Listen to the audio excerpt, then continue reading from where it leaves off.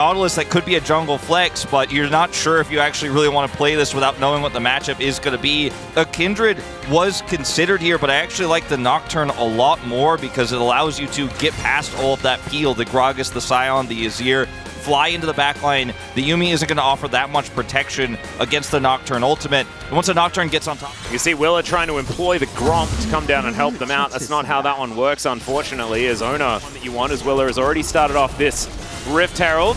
We do have an Aphelios on the bottom side of the map as Kyle's looking to try and get out of here. Ona with a cat. He's going to see what he can do to steal this one away. Faker moving in. Closer also here. As Bertle, a lot of value from that Q, but he's still going down extraordinarily low. There's the cast. So much CC here from T1 as the paranoia is utilized. Bertle stays alive though. It's Kyle. The locks down the kill. The Rift Herald's getting in amongst it as well as Bertle. He flashes the ult, but I don't know whether it's going to be enough. The final chapter coming through here. The Nocturne is dead, and Kyle's like, guys, where is everyone? What are we doing? The shortest dredge line of all time will spell the end of the Anchorman. Not Will Ferrell. Wait. Bad Kyle. Never mind.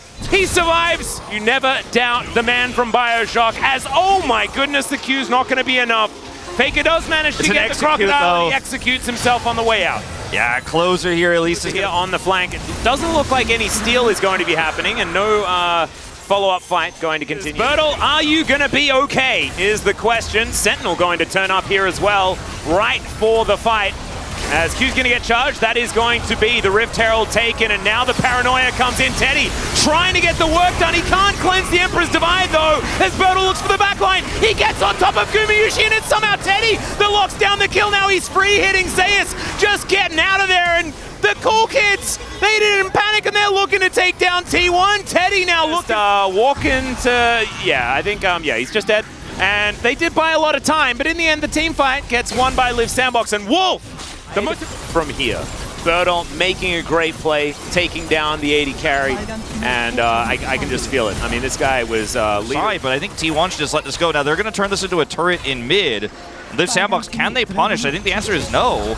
Yeah, this could be a double charge. Get over here and start some sort of fight. Teddy by himself right now, but there is that double charge, and it's just double turrets in this mid lane.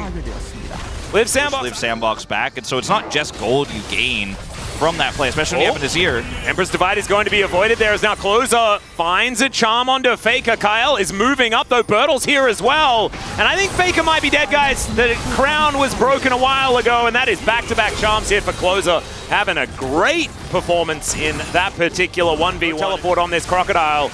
And Zeus is standing on a control ward, not going to be able to body slam away here as now we're looking for the turn.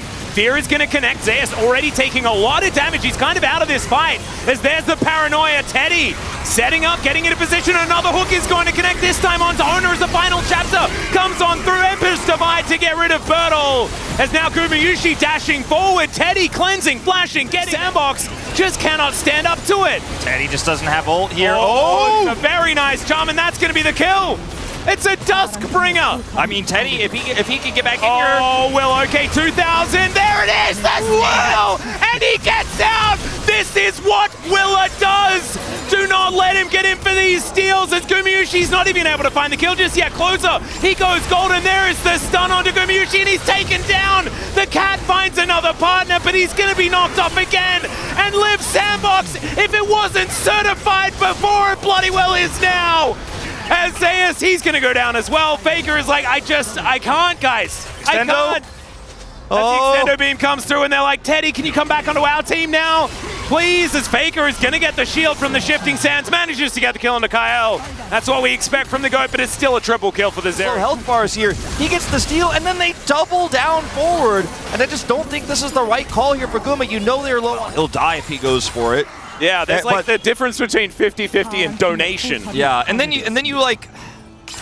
I do not want him to be a problem, as now Baron is going to reset, and the Phalanx will be put back together here by T1. Duskbringer spots out Zeus, and now they think that they are going to have the opportunity. Teddy gets over the wall, but Kyle is just eliminated before they can do anything. He cannot move quickly enough.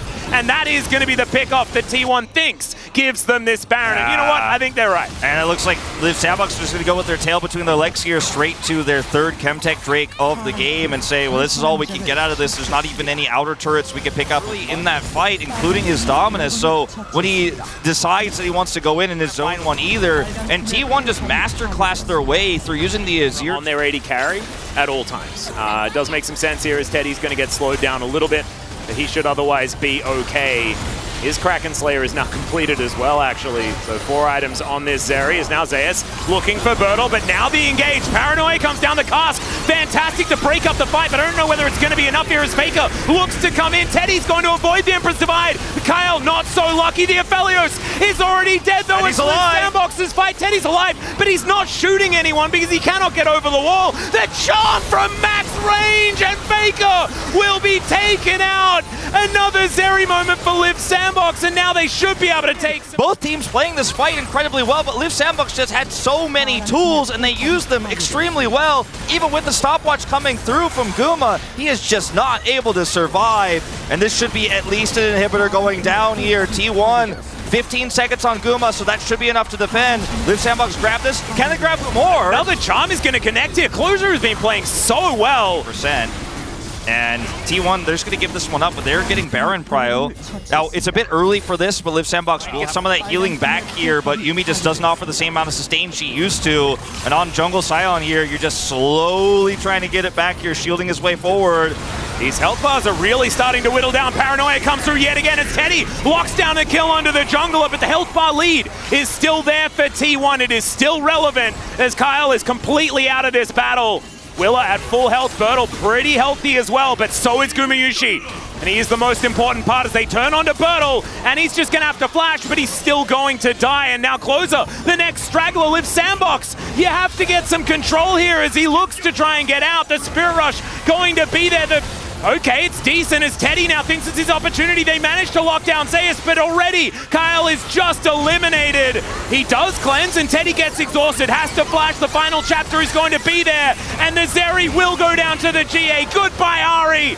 And Liiv SANDBOX, they tried to get it done, but 1,000 gold into the coffers of Faker. Oh, the team fight was because Faker's making plays on both sides of the fight. T1 push to end. Yeah, Bertel is going to be up, but I don't know whether one lone crocodile is going to be enough as Willa dives forward, wants to try and kill these minions as best he can. Bertel does a decent job of that as he's going to get knocked up, will get taken down. There is no more minions left, so at least there's that.